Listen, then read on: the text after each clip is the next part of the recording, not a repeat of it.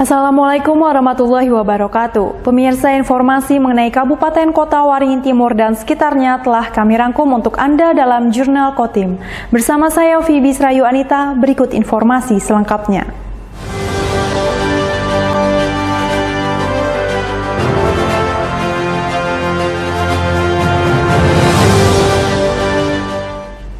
Pemerintah Kabupaten Kota Waringin Timur bertekad untuk terus mengoptimalkan pemanfaatan sistem pengelolaan pengaduan pelayanan publik nasional atau SP4N, layanan aspirasi dan pengaduan online rakyat atau lapor. Hal ini untuk mempermudah dalam pengaduan pelayanan masyarakat. Sejak tahun 2021 lalu, pemerintah Kabupaten Kota Waringin Timur telah menggunakan sistem SP4N Lapor dalam menerima dan merespon aduan masyarakat. Lapor merupakan wujud kolaborasi Kemenpan RB bersama Kantor Staf Presiden dan Ombudsman yang dapat diakses dengan mudah melalui website, SMS, serta aplikasi berbasis Android dan iOS. Kepala Diskominfo Kota Waringin Timur Marjuki Selasa 20 Juni menyebut layanan lapor di daerah dikelola oleh Sekretariat Daerah Bagian Organisasi, di mana Kominfo sebagai administrator.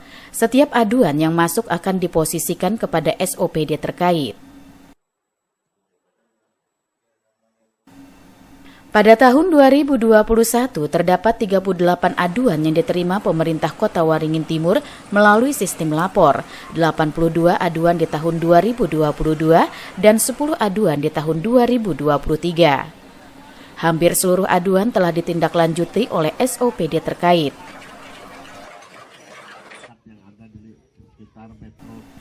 Marjuki mengajak masyarakat memaksimalkan penggunaan lapor, baik aduan dalam bentuk aspirasi, pengawasan maupun permintaan informasi. Sistem lapor terhubung dengan 34 kementerian, 96 lembaga, serta 493 pemerintah daerah di Indonesia. Karena bersifat nasional, aduan yang diterima pemerintah Kota Waringin Timur dipantau dan diawasi pemerintah pusat, sehingga kecil kemungkinan aduan tidak ditindaklanjuti. Silakan memanfaatkan span lapor itu umum dan sifatnya nasional. Dan itu wajib ditindaklanjuti oleh pemerintah daerah.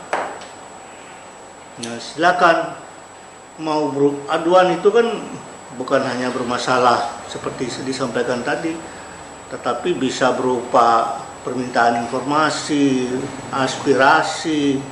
Kita berharap semua masyarakat kita di Kota Waringin Timur itu dapat memanfaatkan span lapor. Karena ini sifat nasional, langsung sampai ke Kemendagri sana. Jadi tidak mungkin tidak ditindaklanjuti ini. Pengawasan pemerintah pusat itu ke pemerintah daerah itu salah satunya span lapor ini. Apalagi aspirasi masyarakat misalnya. Jadi melalui span lapor ini kita sangat respon sebenarnya. Jadi hampir memang semua dinas itu sudah didisposisikan. Jadi Pak Sekda itu selalu standby melalui bagian organisasi itu langsung mendisposisikan ke dinas-dinas terkait. Dengan adanya sistem lapor tersebut, masyarakat dapat memaksimalkannya dalam pengaduan pelayanan publik di Kabupaten Kota Waringin Timur, sehingga terus terjadi adanya peningkatan kualitas pelayanan publik di Bumi Habaring Hurung. Masud Badarudin, Hayat TV. Pendaftaran penerimaan peserta didik baru tahun ajaran 2023-2024 di Kabupaten Kota Waringin Timur telah dimulai sejak tanggal 19 Juni kemarin. Salah satu sekolah yang melaksanakannya adalah SMP Negeri 1 Sampit yang membuka pendaftaran melalui sistem online atau daring. Sejak tanggal 19 Juni 2023, SMP Negeri 1 Sampit, Kabupaten Kota Waringin Timur telah membuka pendaftaran penerimaan peserta didik baru atau PPDB untuk tahun ajaran 2023-2024. Pendaftaran PPDB SMP Negeri 1 Sampit dilaksanakan melalui sistem online atau daring. Dengan mengunjungi situs yang telah disediakan sekolah, pendaftaran dibuka sampai tanggal 23 Juni. Kepala SMP Negeri 1 Sampit, Mas Papulu Hulawa mengatakan, hingga hari kedua masa pendaftaran telah ada 420 siswa lebih yang mendaftar, sementara jumlah siswa yang diterima hanya 324 orang yang terbagi menjadi 9 ruang kelas. Pendaftaran PPDB dilaksanakan melalui 4 jalur, salah satunya jalur zonasi berdasarkan alamat kartu keluarga dengan porsi 50%. 50% sisanya terbagi antara jalur prestasi, tugas negara atau kepindahan orang tua dan terakhir jalur afirmasi. Para orang tua diminta untuk lebih teliti dalam menentukan jalur yang dipilih dalam pendaftaran PPDB tersebut. Sampai saat ini hari kedua anak-anak yang sudah mendaftar secara online yaitu 424 orang. Sedangkan kuota yang bisa kita terima itu hanya 9 ruang dengan kapasitasnya 324. Memang kita juga berharap untuk tidak menumpuknya ke SMP 1. Pilihlah sekolah-sekolah yang kira-kira, semua sekolah menurut kami itu sama. Pilihlah sekolah yang kira-kira anak bapak dan ibu aman untuk bisa masuk. Pastikan bisa masuk. Berdasarkan 4 kriteria itu, jadi sistem zona itu ada 50%, kemudian ada yang kepindahan orang tua, kemudian ada prestasi, dan ada juga yang afirmasi. Orang tua saya lihat dulu-dulunya itu salah, oh ini saya masukkan zona aja, padahal anaknya bisa masuk di prestasi.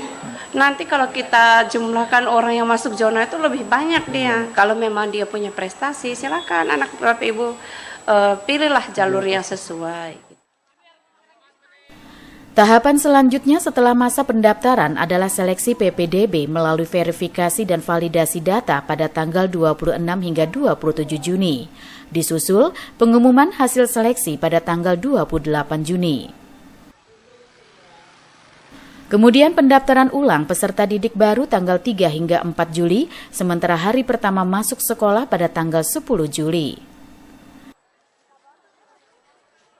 Masud Badarudin, Hayat TV. Berdasarkan pantauan Badan Meteorologi, Klimatologi, dan Geofisika Bandara Haji Hasan Sampit, terjadi peningkatan jumlah titik panas di Kabupaten Kota Waringin Timur dalam setiap bulannya. Peningkatan drastis terjadi saat memasuki musim kemarau. Saat memasuki musim kemarau, jumlah hotspot atau titik panas di Kota Waringin Timur meningkat cukup signifikan dibanding bulan-bulan biasanya. Prakirawan BMKG Sampit Rahmat Wadihin Abdi pada Selasa 20 Juni menyebut, pada bulan April lalu pihaknya mencatat titik panas di Kota Waringin Timur terpantau berjumlah 40 titik dan bertambah menjadi 100 titik pada bulan Mei. Jumlah itu jauh meningkat dibanding bulan-bulan sebelumnya yang hanya terdapat belasan titik panas saja setiap bulannya. Sementara hingga pertengahan bulan Juni ini, jumlah titik panas terpantau sudah mencapai 40 titik yang diperkirakan terus bertambah. Sebaran titik panas terkonsentrasi di wilayah utara dan selatan Kota Waringin Timur dengan jumlah terbanyak ada di Kecamatan Mentaya Hilir Selatan. Kebakaran lahan yang belakangan marak terjadi terutama di lahan gambut dan semak belukar yang mudah menyebar, mendukung meningkatnya penyebaran titik panas. Apalagi saat ini Kota Waringin Timur sedang dilanda El Nino dengan tingkat curah hujan yang cenderung rendah sehingga potensi kebakaran hutan atau lahan sangat rawan terjadi. Tren naik lah, intinya seperti itu dari bulan ke bulan. Kelihatan di sini kalau bulan Januari itu kan masih 14, 4. Nah tiba-tiba pada bulan April itu dia naik ke 56, Mei sampai 100. Ini bulan Juni kita baru pertengahan sih ya. Ada 44 titik panas dan mungkin kemungkinan terjadi nanti akan meningkat lagi seperti itu sih. Memang terkonsentrasinya di wilayah selatan sih kalau kita lihat di sini sama di wilayah utara. Yang seperti yang saya jelaskan tadi sih. Cuma memang paling banyak di sini di Mentaya Hilir Selatan, di Kecamatan Mentaya Hilir Selatan. Ya, salah satunya ya itu tadi Mas. Jadi ketika ada lahan yang terbakar karena di situ lahan gambut juga kan, jadi itu mendukung buat penyebaran api tersebut. Semakin kering suatu wilayah, semakin berkurangnya curah hujan suatu wilayah, otomatis itu akan berdampak atau berpotensi semakin meningkatnya kebakaran hutan dan lahan, dan bertambahnya juga akan jumlah titik panas. Sementara itu, puncak musim kemarau di Kabupaten Kota Waringin Timur diprediksi terjadi pada bulan Juli mendatang. Hal itu perlu diwaspadai sebab puncak kekeringan pada musim kemarau rawan menimbulkan terjadinya kebakaran hutan atau lahan. Terlebih jika kebakaran terjadi di lahan gambut, maka proses pemadaman akan sangat sulit dilakukan. Masud Badarudin, Hayat TV.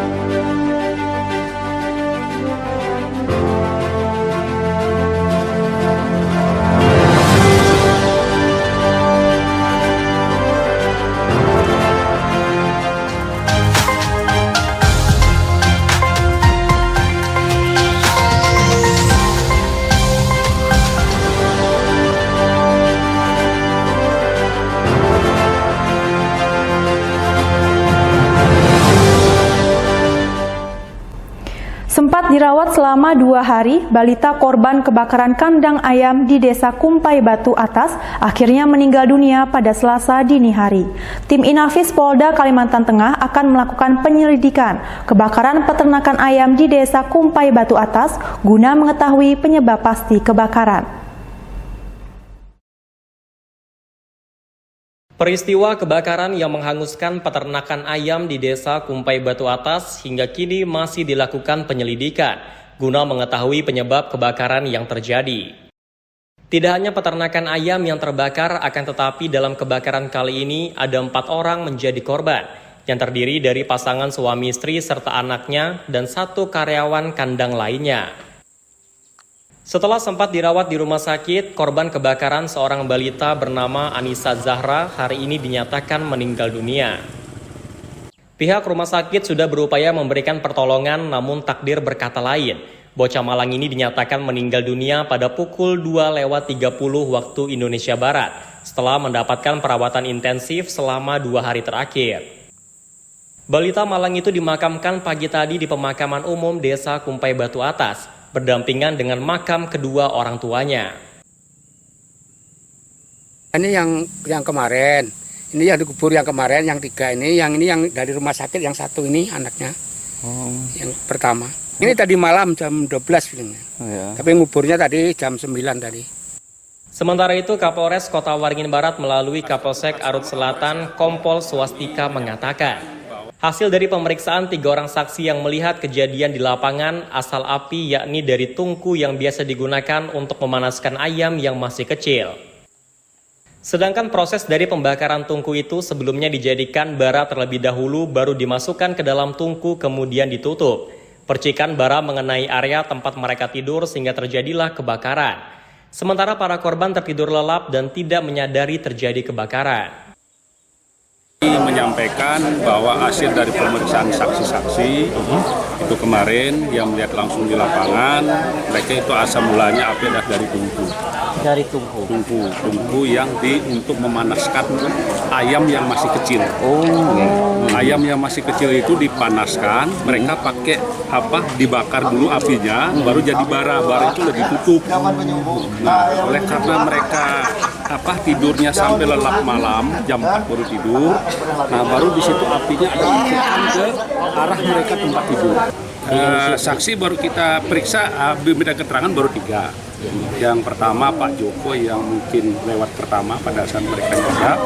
Yang kedua Pak Joko juga ada manggil temennya namanya Ben kan? Nah, yang ketiganya pemilik ayam. pemilihan. Iya, pemilihan. Hari ini juga mungkin ada dari Inafis dari Polda. Inafis dari Polda Akan turun ke sini untuk memastikan kembali. Ya, memastikan penyebab daripada kebakaran itu. Artinya yang tadi dugaan awal. Iya, dugaan awal. Tadi dugaan awal ya. Dugaan awal. Kompol Swastika juga menambahkan percikan bara api dari tungku tersebut hanya dugaan sementara penyebab kebakaran. Pasalnya akan dilakukan penyelidikan lebih lanjut oleh tim Inafis Polda Kalimantan Tengah yang nantinya untuk mengetahui betul penyebab dari kebakaran tersebut. Tim Liputan SBTV. Dalam upaya terus mendorong terwujudnya pendidikan yang berkualitas, Balai Penjamin Mutu Pendidikan atau BPMP Provinsi Kalteng menggandeng Dinas Pendidikan Kota Waringin Barat menggelar kegiatan forum pemangku kepentingan program sekolah penggerak membangun komitmen bersama meningkatkan mutu pendidikan. Acara forum pemangku kepentingan sekolah penggerak di Kota Waringin Barat kali ini dihadiri diantaranya Kepala Balai Penjamin Mutu Pendidikan atau BPMP Provinsi Kalimantan Tengah, Tommy Harijaya, sekaligus membuka secara resmi kegiatan Forum Pemangku Kepentingan Program Sekolah Penggerak. Asisten Pemerintahan dan Kesejahteraan Rakyat, PLT Kepala Dinas Pendidikan Kabupaten Kota Waringin Barat, tokoh masyarakat peduli pendidikan, Kabid dan Kasih Lingkup Dikbud Kobar, pengawas TK, SD dan SMP, serta kepala sekolah penggerak yang ada di Kabupaten Kota Waringin Barat. Kebijakan Merdeka Belajar dari Kementerian Pendidikan, Kebudayaan, Riset, dan Teknologi merupakan langkah untuk mentransformasikan pendidikan demi terwujudnya sumber daya manusia atau SDM unggul Indonesia yang memiliki profil pelajar Pancasila. Untuk mewujudkan itu semua tentunya perlu kolaborasi antara pemerintah daerah dan pemerintah pusat yang seirama dan sejalan. Sebagaimana disampaikan oleh Dinas Teknik tadi, ada 17 sekolah yang dijadikan sebagai pilot project dalam rangka program sekolah penggerak ini. Khususnya kami pemerintah daerah, sebagaimana yang disampaikan tadi, dari sisi pemerintah daerah kami akan siap mensupport, akan menganggarkan terkait dengan pengimbasan daripada sekolah program penggerak. Sebagaimana ketahui bahwa sekolah-sekolah kita ini termasuk di pelosok-pelosok sana perlu pengimbasan daripada program daripada sekolah penggerak ini.